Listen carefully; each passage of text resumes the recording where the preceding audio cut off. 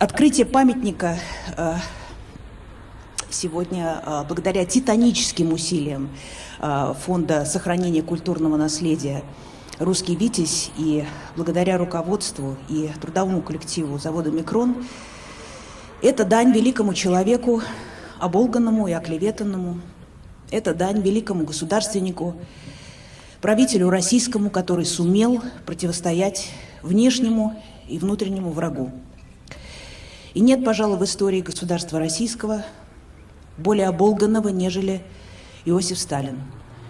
Ну и, конечно, царь Иоанн Грозный, как символы борьбы с пятой колонной, яркие символы. Пятая колонна, конечно, название достаточно современная, относительно современная, но была всегда и не прощает она тем, кто гнал и обличал ее, и жестоко мстит за себя.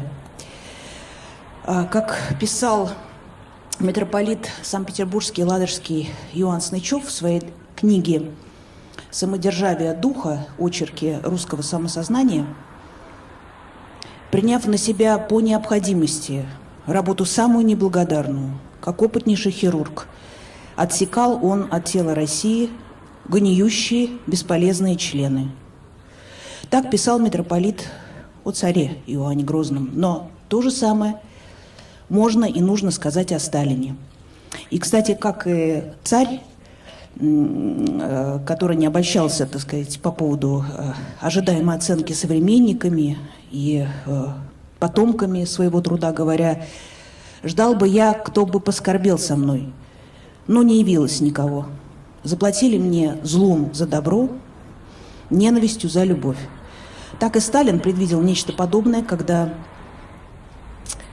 говорил, что после смерти на его могилу нанесут много мусора, но ветер истории развеет его. Все так и вышло. Не нашлось места царю Иоанну IV на памятнике тысячелетия России. Не находится сегодня и место Сталину в столице.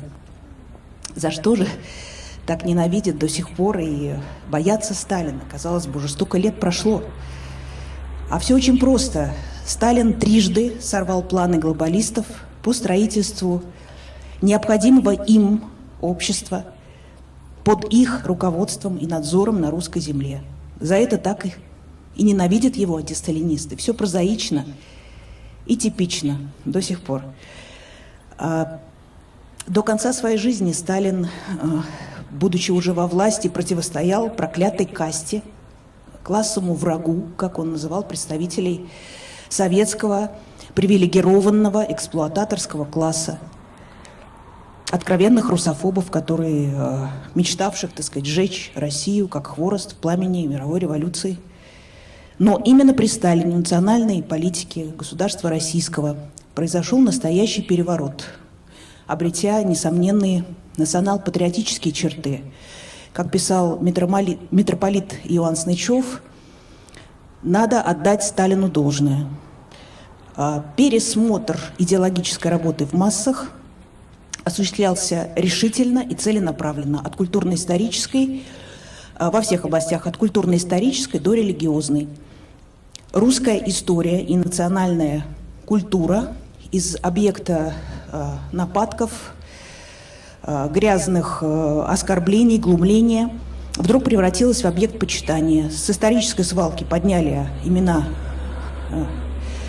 Александра Невского, которого продажная профессура, так сказать, называла в угоду троцкистам, русофобам, классовым врагом, имена Кутузова, имена Суворова.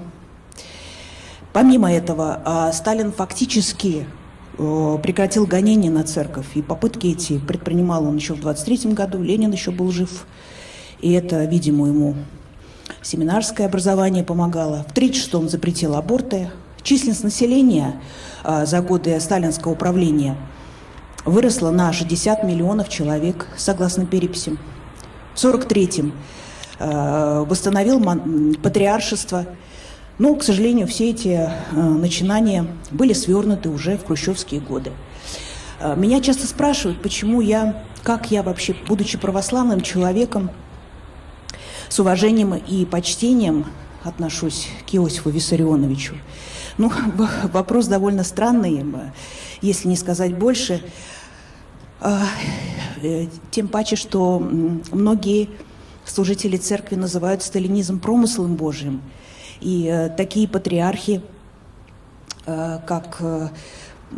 вернее, православные иерархи, как патриархи московские, всея Руси, Сергий, Алексий, и очень почитаемый в народе святитель Лука Войно-Ясенецкий называли Сталина богоданным, богодарованным вождем России.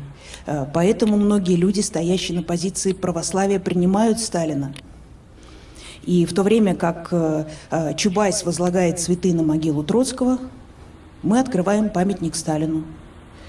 И расхождение это объясняется очень просто. Расхождение у нас не партийное, а прежде всего метафизическое, духовное.